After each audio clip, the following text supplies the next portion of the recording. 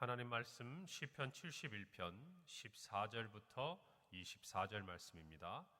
구약성경 853페이지 시편 71편 14절부터 24절의 말씀 제가 봉독하고 마지막 절 합독하겠습니다.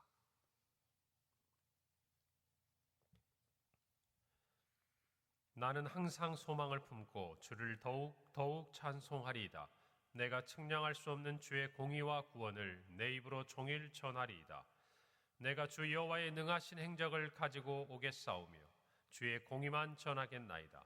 하나님이여, 나를 어려서부터 교훈하셨으므로 내가 지금까지 주의 기이한 일들을 전하였나이다.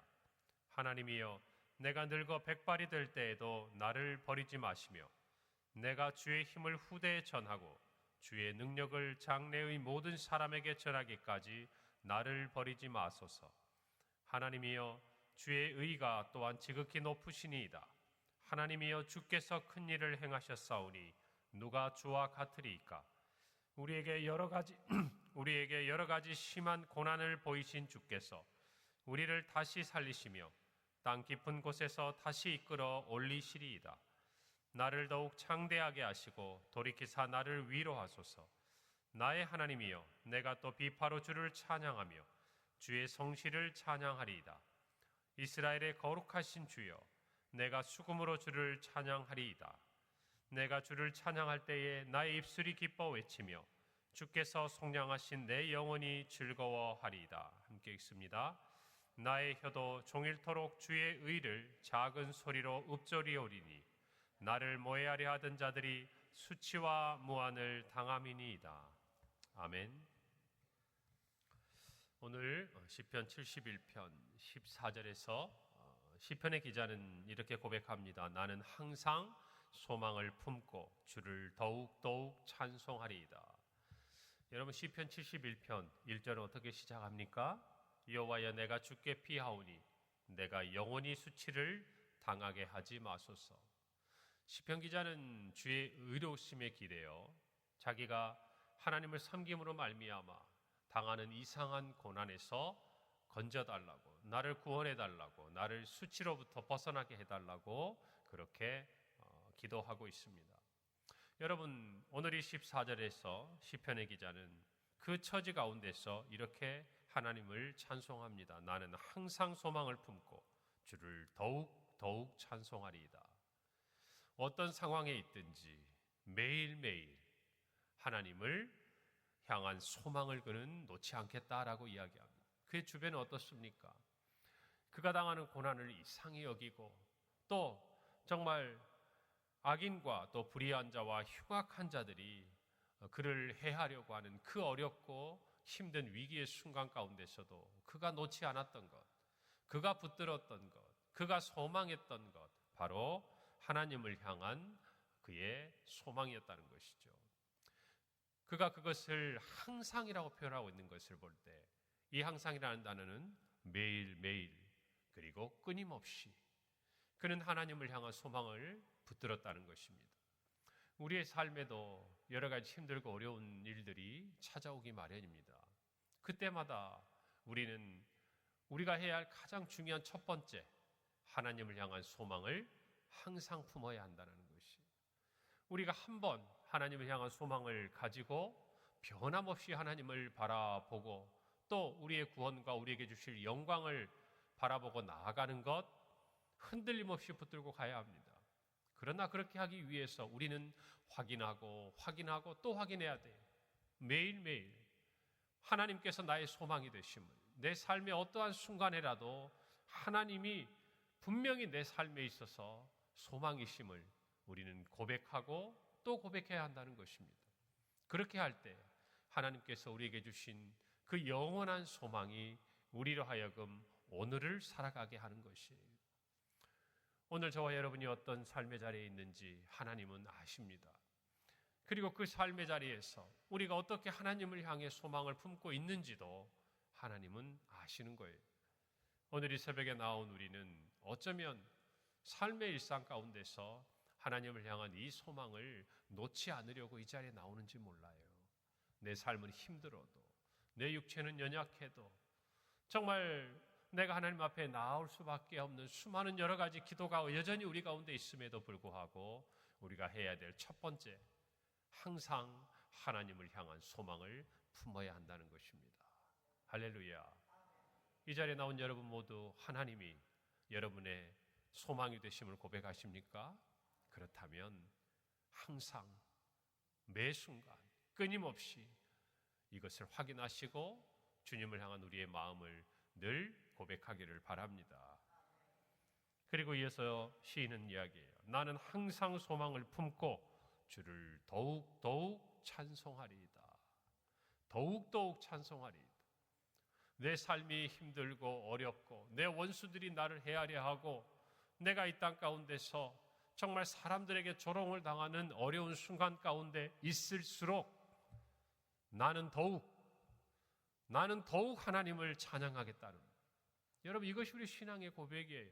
어떤 성도들은 사람들에게 있어서의 어떤 고난과 어려움 가운데서요 쉽게 낙심해버리고 쉽게 포기해버리고 쉽게 주저앉아버리고, 여러분 이게 다른 사람의 이야기가 아니라 저와 여러분의 이야기일 수 있는 것이에요. 물론 제가 쉽게라고 표현한 부분들은 어쩌면 그렇게 한마디 단어로 표현할 수 없는 많은 이야기들을 담고 있겠지요.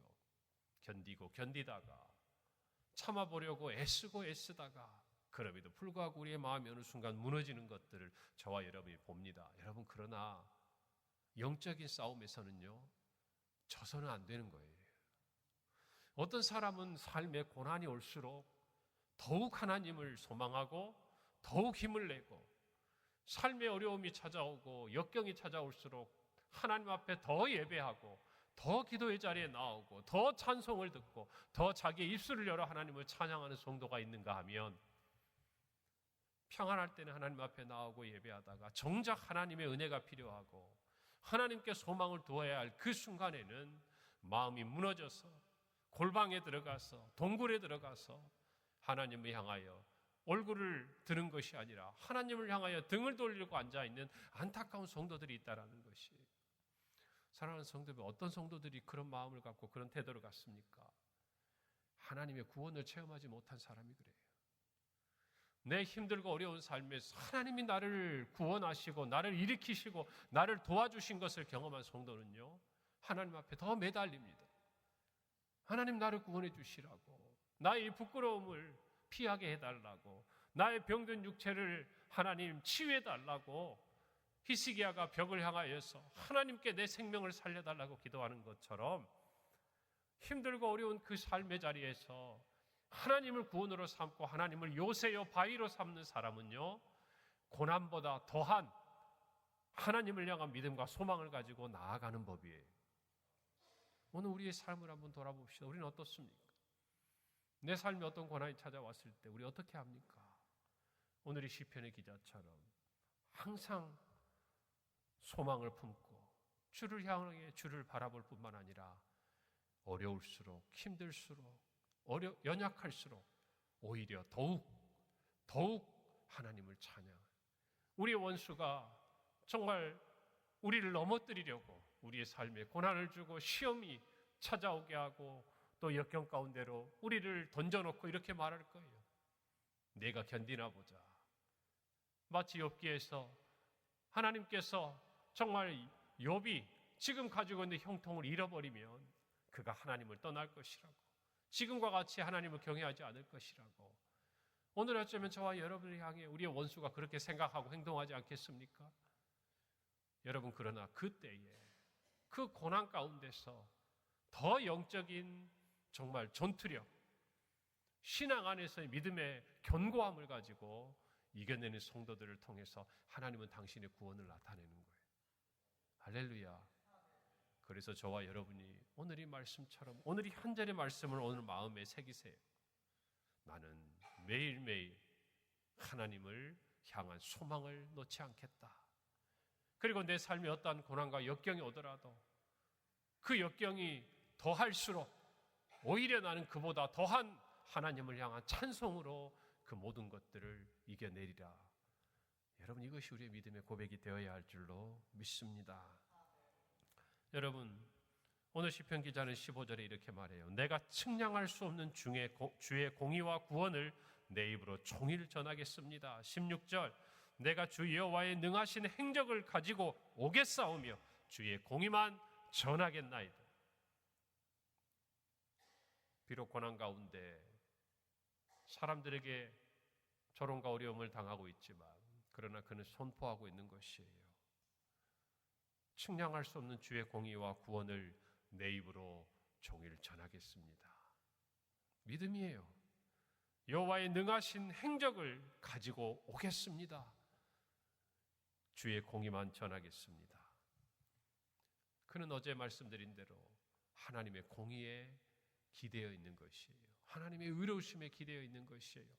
공의로우신 하나님이 결코 나를 악인의 손에 버려두지 않을 것이라는 믿음이 있고 확신이 있는 거예요. 여러분, 그래서 악인들은, 불의한 자들은 우리를 넘어뜨리려 할지 몰라도 오히려 그들의 그런 악함은 하나님의 의를 향한 우리의 소망을 더욱 단단하게 할 뿐이라는 것입니다. 17절에 하나님이여 나를 어려서부터 교훈하셨으므로 내가 지금까지 주의 기이한 일들을 전하였나이다. 여러분, 어려서부터 하나님이 교훈하셨어요. 그 교훈 가운데서 그가 하나님을 신뢰했습니다. 그래서 지금까지 그의 삶은 주의 기이한 일들을 전하는 삶이었다라는 것이. 오늘 저와 여러분도 마찬가지. 우리가 살아가면서 하나님을 알고 하나님을 믿고 하나님에 대해서 말씀을 통해서 배우게 된 그 순간부터 어쩌면 저와 여러분의 삶은요, 그 배움을 확인하는 시간이에요. 하나님께 기도했더니 하나님이 내 기도를 들으시는구나. 하나님의 말씀대로 내가 고난 가운데서 하나님을 의지했더니 하나님이 나를 구원해 주시는구나. 하나님의 말씀대로 내가 하나님을 예배했더니 하나님이 내 삶 가운데 복을 주시는구나. 여러분, 어쩌면 우리의 삶은요, 하나님을 알고 하나님의 말씀을 배워가는 그 순간부터 그 말씀을 통해 우리에게 알려주신 하나님이 어떻게 우리의 삶에 역사하시는지를 증거하는 것이 바로 저와 여러분의 삶이에요. 내가 어떨 때 하나님이 내 기도를 듣지 않으셨고, 내가 하나님 앞에 간절히 구하였는데 하나님은 나보다 더 큰 뜻을 가지고 내 기도가 아니라 하나님의 뜻을 내 삶에 이루어 주셨고, 저와 여러분의 삶이 다른 게 아니에요. 여러분, 더 이상 어린아이같이 지내면 안 돼요. 그 모든 삶의 시간들을 통해서 하나님은 내 삶을 통해 우리에게 가르쳐 주시는 거예요. 우리의 삶을 통해서 하나님이 어떤 분인지 알려주시는 거예요. 저와 여러분이 그것을 알아야 한다는 것이.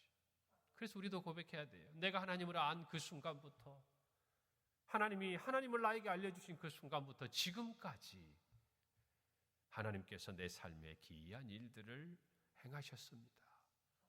내가 그것을 전하겠습니다. 여러분, 이것이 저와 여러분의 고백이 되어야 합니다. 오늘 18절에 하나님이여 내가 늙어 백발이 될 때에도 나를 버리지 마시며 내가 주의 힘을 후대에 전하고 주의 능력을 장래 모든 사람에게 전하기까지 나를 버리지 마소서. 나를 버리지 마소서. 여러분, 이 한마디에 너무나 많은 감정이 있지 않습니까? 나를 버리지 마소서. 하나님이 나를 버리시면 내가 어디로 가겠습니까? 하나님만이 나의 유일한 소망이 되심을 시편 기자는 노래하고 있는 것이. 여러분, 버리지 말아달라. 버리지 말아달라. 마지막 끈 아닙니까? 당신이 나를 버리면 나는 갈 곳이 없다는 고백 아니겠어요? 여러분, 이와 같은 하나님을 향한 간절한 그의 소원을 저와 여러분이 기도의 자리에서 하나님 앞에 나아가야 되는 자세로 우리가 받아야 할 줄로 믿습니다. 우리는 기도해야 돼요. 내가 늙어 백발이 될 때에도 나를 버리지 말라는 그 기도. 여러분, 우리가 어려서부터 하나님을 알고 하나님의 교훈 가운데 자라고 창조의 질서에 따라 저와 여러분도 나이가 들어가기 마련입니다. 여러분, 나이가 들어가는 것 세상 사람들은 서글퍼합니다. 서러워합니다. 나이가 들어가면 몸이 약해집니다. 여러분, 그러나 성도는요, 그 세월만큼 하나님을 안 거예요. 그 세월만큼 하나님을 예배한 거예요. 그 세월만큼 하나님 곁에 가까이 가고 있는 거예요. 그래서 저와 여러분에게 있어서의 죽음이라는 것, 나이가 들어간다는 것은 이 세상에서는 나이가 들어가면 소용이 없어지고 가치를 잃어가는 것 같지만 그것은 어디까지나 이 세상의 사람들이 썩어져갈 육체의 정욕을 따라가는 사람들이 가지고 있는 기준이고 가치관일 뿐, 믿음 안에 있는 저와 여러분은 더욱더욱 하나님을 소망해야 되는 것이, 여러분, 그것이 우리의 믿음의 선배들의 고백이었고 수많은 신앙의 사람들이 걸어갔던 길이었어요. 저와 여러분도 마찬가지. 분명한 사명을 가져야 돼요. 오늘 이 한 절의 말씀은요, 그가 나이가 들어서 백발이 되었을 때 어떤 마음으로 살아가는지 알려주고 있는 거예요. 내가 백발이 될 때에도 나를 버리지 마시며 주의 힘을 후대에 전하고, 무슨 말입니까? 하나님의 능력을 후대에 전하는 사명을 내가 감당하겠사오니, 그리고 주의 능력을 장래의 모든 사람에게 전하겠사오니 하나님 나를 버리지 말아달라. 여러분, 우리가 진짜 기도해야 하고 하나님 앞에 나아가야 될 것은요, 고통이 없이 아무런 정말 고난이 없이 편안하게 죽을 때까지 그렇게 살다가 하나님의 품에 가는 것이 아닙니다. 저와 여러분이 정말 기도해야 될 것은 내가 이 땅에 생명이 있는 날까지 주의 힘을 후대에 전하도록 내 삶을 사용하여 주시옵소서. 주의 그 크신 능력을 내 이후에 오는 장래의 모든 사람에게 전하도록 살아가게 나에게 힘을 주시옵소서. 이것이 성도들의 고백이어야 하는 것이에요. 그것이 나이가 들어도 이 땅에 살아가야 할 성도의 삶의 이유여야 해요. 오늘 이 고백을 저와 여러분의 마음에 새기기를 바랍니다. 그래서 우리는 그토록 믿음의 세대 계승을 이야기하는 거예요. 우리가 해야 할 일은 다른 것이 아니에요. 우리에게 주신 생명의 날에 이유가 있다면 오늘 이 시편의 기자처럼 주의 일, 주의 능력, 그것들을 우리의 후대에 그리고 모든 사람에게 전하는 것, 그것이 우리에게 생명을 주신 하나님께 우리가 나아가야 될 삶의 자세의 모습이라는 것입니다. 여러분, 두려워하지 마세요. 주님이 죽음을 이기셨습니다. 주님이 부활하셨습니다. 주님이 다시 오십니다. 때때로 우리의 원수는 우리를 넘어뜨리려 하나 우리는 더욱더욱 소망으로 하나님 앞에 나아가고 찬송으로 하나님 앞에 나아가고 예배의 자리에서 하나님을 예배하는 자가 되어야 할 줄로 믿습니다. 오늘 이 말씀을 마음에 새기세요. 그리고 우리에게 주신 그 삶의 자리에서 오늘 하루도 믿음으로 이기는 저와 여러분이 되기를 간절히 바랍니다. 다시 한번 말씀드립니다. 14절, 나는 항상 소망을 품고 주를 더욱 찬송하리이다. 오늘 이 말씀이 여러분의 하루, 아니 평생에 하나님을 향한 고백이 되기를 간절히 바랍니다. 기도하겠습니다. 하나님, 은혜를 감사합니다. 우리는 여전히 고난 가운데 있습니다. 우리는 연약합니다. 우리는 백발이 되어 갑니다. 그러나 주님, 우리는 항상 주님 안에서 소망을 품겠습니다. 어떠한 고난과 역경이 오더라도 주님을 더욱 찬송하겠습니다. 하나님, 우리의 삶이 되게 하여 주시옵소서.